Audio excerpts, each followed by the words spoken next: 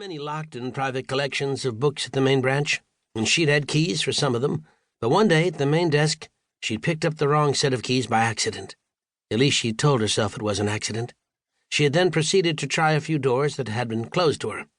Behind one of them, in a collection of European popular incunabula, she had discovered a book of woodcuts depicting sexual positions and concepts she'd not dreamed existed. They were crude in comparison to better works of both the period and the subject, but they touched a chord deep in Alice Melvin. On that sunny September day, deep in the stacks where no sunlight ever reaches, Alice Melvin was reshelving books, working her cart slowly along the aisles near the card catalog. As she turned over each title, checking the numbers on the spine, she failed to notice the vaguest hint of an odor in the air, a sickly sweetness that seemed to waft at right angles to her path, drifting toward the endless rows of card files. Alice's mind was only half on her job. Part of her attention was fixed on the books themselves, her titles, the aesthetic effect on her imagination. When the first of the card catalog drawers began to slide soundlessly open, her mind was miles away, traveling hopefully through a series of renderings on Hellenic pottery themes. Alice had just discovered a truly provocative illustration when something landed in front of her on the card. It was a catalog card. Had it fallen from an upper shelf, or was it the work of some prankster? She turned angrily, then froze. Dozens of drawers had opened in the long line of cabinets, and millions of carefully indexed cards were shooting into the air, caroming off the stacks and settling and swirling in great blizzards to the floor. As she watched in horror, more drawers began to open, more cards exploded into the air. Alice Melvin's jaw worked convulsively. She turned and ran. Not pranksters, her mind supplied. Definitely not pranksters. At the end of the row, she halted to catch her breath. Report, she realized. I must report this to someone.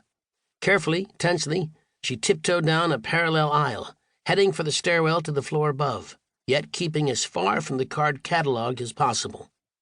Through the rank book, she could still hear cards spewing into the air. Little piles had even drifted into the intersections, and she hurried past them, lest one of them reach out and grab her by the ankle. As she made her way along the last group of stacks, something crashed to the floor behind her, and she leapt into the air. "Oh, I'm too young to have a heart attack," she thought. She turned and saw a large book lying in the aisle. Another was wobbling on a shelf to her right, and as she watched, a third launched itself into the air and drifted across the space, neatly reshelving itself on the other stack. Then another, and suddenly dozens of books were in motion, crossing back and forth across the aisle like rush-hour pedestrians. It was too much for her. "No," she cried. "I won't do it again, I promise. I'll never look at another dirty picture." And at that instant she turned the final corner and came face to face with the thing. They heard her scream all over the building. Chapter 2. There are worse occupations in this world than feeling a woman's pulse. Lawrence Stern. Dr. Peter Venkman loved his work. He often said it to himself in precisely those words. I love my work. I'm not always quite sure what it is, but I do love it. I love getting up in the morning. I love coming down to my lab in the basement of Weaver Hall.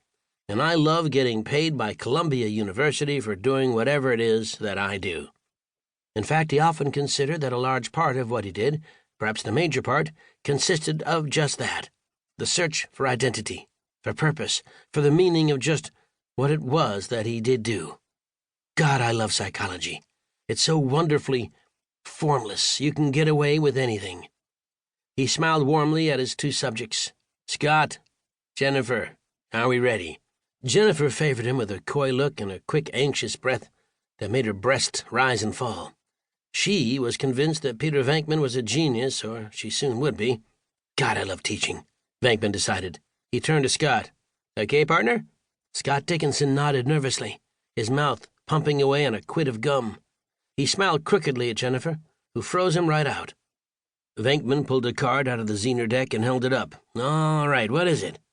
Scott set his jaw and concentrated, but Venkman could tell that part of his attention was on the copper cuff strapped to his wrist, its wires running to the control box on Venkman's side of the table.